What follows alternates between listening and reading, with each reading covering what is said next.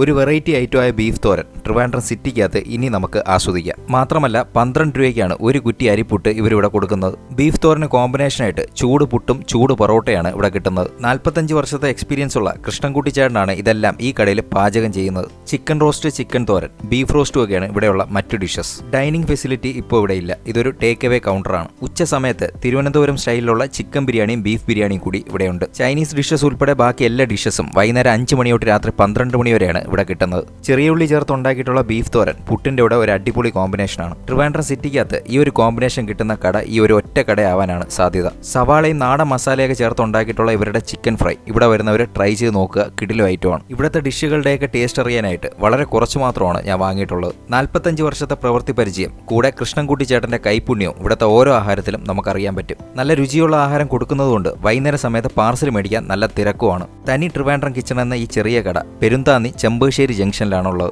Google മാപ്പിലും location കിട്ടും.